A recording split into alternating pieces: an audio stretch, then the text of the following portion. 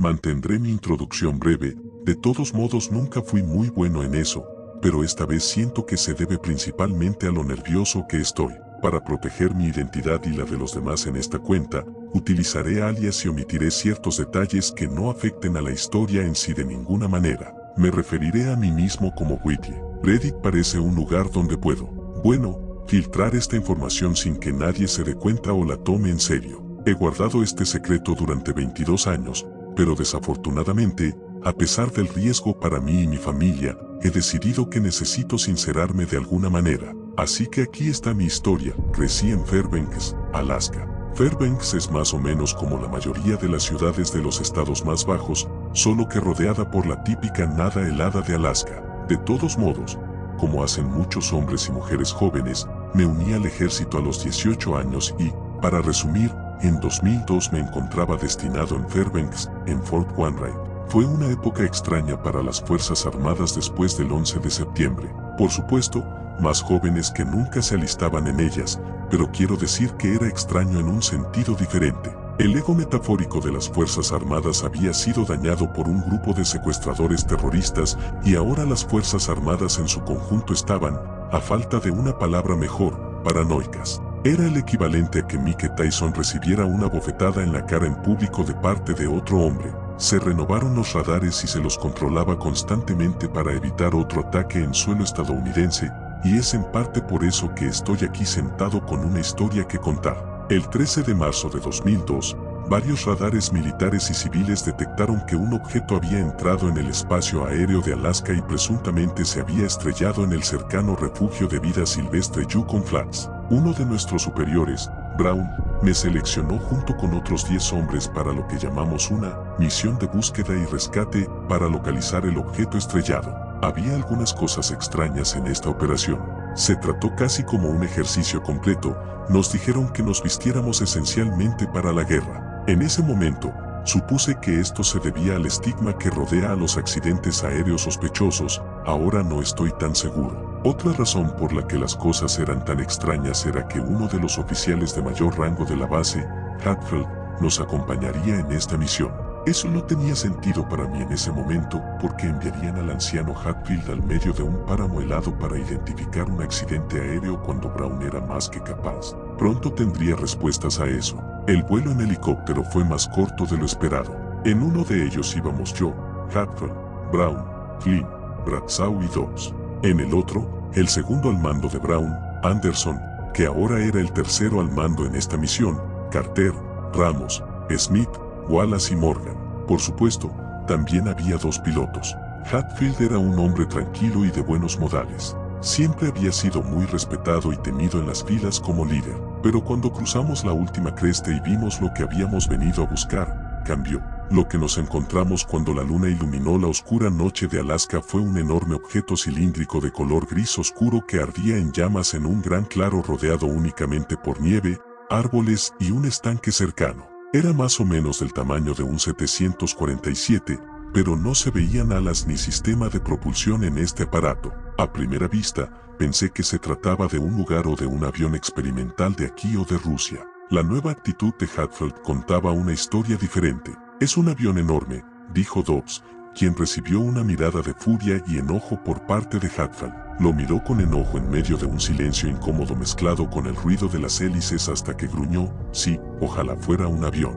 Cuando finalmente aterrizamos, todos teníamos bastante claro a qué nos enfrentábamos, pero ninguno de nosotros quería decirlo. En silencio, entendimos y seguimos las órdenes que Hatfield nos gritó enojado y aterrizamos y nos dijeron que nos acercáramos al objeto con las armas desenvainadas mientras las llamas circundantes comenzaban a apagarse rápidamente, abrumadas por las gélidas temperaturas. Hatfield nos ordenó que nos detuviéramos cuando sintió que estábamos lo suficientemente cerca, y fue entonces cuando todos parecíamos notar al transeúnte caminando hacia nosotros con sus manos levantadas en una mezcla de saludo y rendición. Hatfield parecía molesto más que cualquier otra cosa cuando aterrizamos, y la presencia de este transeúnte lo molestó más que cualquier otra cosa. «¿Pueden creer esto?», dijo el hombre mayor. «¿Saben qué diablos es esto?». Hatfield miró al suelo por un momento, sacudió la cabeza y luego se acercó para estrechar la mano del hombre. «¿Qué es exactamente lo que vio aquí esta noche, señor?». Preguntó Hatfield con una sonrisa abrumadoramente sarcástica. De alguna manera estaba sudando casi profusamente en la fría noche de Alaska. Bueno, dijo el transeúnte, mi casa está un poco en esa dirección. Escuché que esta cosa se estrelló y estás viendo exactamente lo mismo que yo vi cuando me dirigí hacia allí. Hatfield lo miró directamente a los ojos todo el tiempo, sonriendo y asintiendo como un loco. Eso debe explicar el siguiente paso que dio Hatfield. Esa no es la respuesta que estaba buscando para mi amigo, dijo Hatfield. Este comentario provocó una expresión de confusión en el rostro del transeúnte, similar a la que tendría después de que Hatfield sacara una pistola y le disparara en el pecho 4 veces. Todos nos quedamos allí en estado de shock y de comprensión simultánea. Acababa de asesinar a un hombre inocente, pero todo por el bienestar percibido del resto de la humanidad. Que esto sirva de lección a todos los que no lo entendáis, gritó Hatfield. Nadie debe enterarse de lo que sucede o ha sucedido aquí esta noche a menos que sus superiores se lo pregunten, o de lo contrario podéis acabar como este hombre, que murió trágicamente en un accidente de caza hace un minuto. Ninguno de nosotros era nuevo en el ejército, sabíamos que, a pesar de todas las situaciones sospechosas que veríamos en nuestro servicio, nuestras mejores opciones eran seguir las órdenes y no hacer preguntas. Hablando de seguir órdenes, Hatfield rompió el silencio y nos ordenó que investigáramos el objeto estrellado. Se había dividido en varias secciones, pero permanecían adyacentes entre sí. Entramos por la abertura de la nave que estaba más cerca de lo que supusimos que era el frente. El interior de esta cosa parecía sacado de una película de ciencia ficción. Las paredes de la sala de control alargada estaban cubiertas de tecnología desconocida y escritura extraña. Debería haberlo visto venir, pero la visión de 2 cuerpos humanoides recostados contra la pared a mi derecha me asustó bastante. Los seres medían alrededor de unos 50 metros de alto, eran delgados, tenían la piel gris pálida y largos apéndices. Al verlos, Brown soltó un sorprendido, bueno, no te lo imaginarías. Son los malditos padres de E.T. Hatfield les echó un vistazo y murmuró enojado, de todas las personas que podrían haber tenido que lidiar con la limpieza de este tipo de mierda, tenía que ser yo. Sacó su radio para hablar con el piloto del helicóptero. Guardián 1, aquí Hatfield, ¿me copian? Cambio. Guardián 1 copia. Hatfield, ¿cuál es tu estado? Cambio. La radio crepitó. Dígales a la base que tenemos un código Orión nivel 5 y que deben enviar un equipo aquí lo antes posible para despejar esto. Dígales que es un gran transporte y que deben traer tantos vehículos y hombres aquí como lo permite el protocolo. Cambio, dijo Hatfield, visiblemente tratando de reprimir sus propios nervios. Entendido. Hatfield, cambio. Muy bien, sigamos adelante, dijo Hatfield, señalando hacia la parte trasera del objeto. Continuamos nuestra búsqueda hasta que nos topamos con una habitación en la parte trasera de la nave. La habitación estaba rota en algunas áreas a ambos lados, lo que conducía al exterior. En la habitación había otro cuerpo, pero algo era diferente.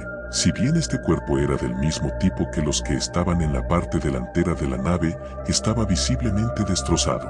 La única marca que se destacaba era un enorme agujero que atravesaba el torso del ser. Dios mío, ¿qué le pasó a ese?, preguntó Anderson. Parecía como si alguien hubiera cogido un poste de luz y lo hubiera lanzado a través de la maldita cosa como si fuera una jabalina. En la habitación parecían haber 2 enormes habitaciones laterales hechas de un material diferente al resto del interior. Determinamos que eran algún tipo de celda, pero ¿para qué? Hatfield, ven a echar un vistazo a esto, dijo Bradshaw desde el hueco del barco que daba al lado opuesto al que habíamos desembarcado y al que habíamos entrado. Hatfield se acercó y, al ver lo que Bradshaw quería que hiciera, soltó un suave y preocupado, «Oh, Dios mío». Todos nos acercamos para ver lo que estaban viendo, un rastro de enormes huellas circulares que se extendían desde el objeto hasta la línea de árboles cercana. Estoy seguro de que todos los demás allí se dieron cuenta tan pronto como yo. Lo que fuera que estuviera en una de esas celdas se desprendió al aterrizar, mató a la cosa que estaba en la habitación y escapó a la naturaleza salvaje de Alaska. Tal vez lo peor de todo fue que éramos nosotros los que íbamos a tener que ir a cazarlo. Bradshaw y Flynn fueron los afortunados bastardos que se quedaron atrás y esperaron a que llegara el equipo de limpieza, mientras que el resto de nosotros debíamos ir con Hatfield y Brown a buscar esa cosa antes de que llegara demasiado lejos. No estaba exactamente seguro de si la directiva era capturarla viva o matarla cuando la encontráramos. Todo lo que sabía era que íbamos a ir a ciegas a cazar a quien sabe que había estado cautivo en ese barco. El bosque estaba muy oscuro comparado con el claro en el que se encontraba el lugar del accidente. La cubierta superior del follaje era tan densa que la única fuente de luz finalmente se convirtieron en las luces de nuestros rifles mientras avanzábamos en formación a través del bosque, siguiendo a Hatfield mientras él a su vez seguía las huellas de la cosa. En comparación con el resto de los hombres con los que había servido, consideraba que el grupo con el que estaba era el grupo de individuos más selecto del que había formado parte. No eran niños, eran hombres. Eran los mejores soldados que Fort Wainwright tenía para ofrecer, y había una razón por la que los habían enviado aquí, porque sabían que cualquier cosa podría haberse estrellado aquí, incluso algo salido de nuestras peores pesadillas. Desde el principio, todos estuvimos concentrados y fuimos profesionales. Teníamos un trabajo que hacer y, a diferencia de la mayoría de los hombres y mujeres más jóvenes de la base, no íbamos a andar con tonterías en este caso. No tardamos mucho en encontrar a donde conducían las pistas, nos encontramos mirando una enorme cueva tallada en la base de una de las montañas cercanas. Hatfield sacó su pistola y se volvió hacia nosotros. Atención, caballeros, los tenemos. Brown, adelántate, el resto sígueme. La cueva era enorme, con muchos compartimentos diferentes, pero ninguno de ellos tenía mucha profundidad. Así que continuamos por el túnel principal hasta que Brown detuvo la fila y murmuró un «Madre de Dios» al resto de nosotros. Apuntó con su linterna a un oso pardo, de unos 225 a 270 kilos, que se encontraba en las mismas condiciones que el ser que habíamos encontrado en la celda. También tenía un enorme agujero circular idéntico a las huellas que habíamos seguido. Estaba desplomado contra la pared de la cueva, muerto. Casi se podía sentir como cada hombre que se encontraba en ese compartimento de la cueva se retraía lentamente hacia su niño interior, mientras el miedo primario se apoderaba de ellos. El animal que estábamos cazando había entrado en la casa de un oso pardo, le había dado una patada en el trasero y lo había dejado por muerto. Si pudo hacerle eso a un oso, imagínense lo que nos haría a nosotros. Wallace fue quien tuvo la desgracia de decir lo que la mayoría de nosotros estábamos pensando: tenemos que irnos de aquí ahora mismo. Hatfield lo miró con una mirada asesina y luego se le puso cara a cara. Deja de ser tan cobarde, Wallace. El hombre lleva siglos matando osos. Con un chasquido de dedos convertimos a esos cabrones en alfombras. Tenemos un trabajo que hacer, acabar con esta cosa y, como tu superior, te ordeno a todos que lo hagas. ¿Alguna pregunta? El compartimento quedó en silencio y recobramos un poco el valor. Recordamos que éramos hombres y que teníamos un trabajo que hacer. El compartimento en el que estábamos, que claramente era la antigua guarida de los osos, se dividió en 3 túneles. Brown llevó a Smith y Wallace por el túnel de la derecha, Anderson llevó a Carter y Ramos por el túnel de la izquierda y yo fui con Morgan, Dobbs y Hatfield por el túnel del medio. Estuvimos en silencio todo el tiempo.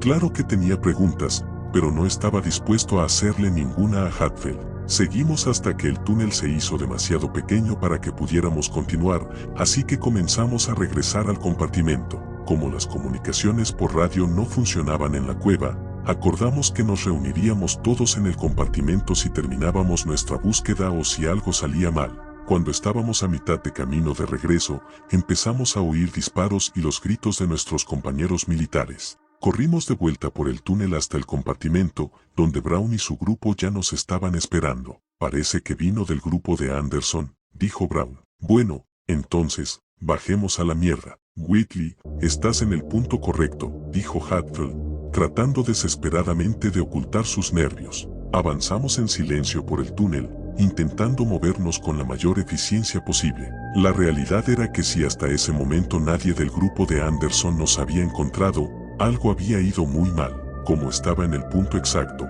fui el primero en ver a Ramos cuando doblamos una esquina sin visibilidad en la cueva. Estaba sentado contra la pared de la cueva, claramente tratando de mantenerse oculto de algo. Cuando nos vio, respiró aliviado y rápidamente se levantó, haciéndonos señas para que nos quedáramos en silencio. Por mi vida, nunca sabré qué se apoderó de Hatfield para preguntar en voz alta: Ramos, ¿qué diablos pasó aquí abajo?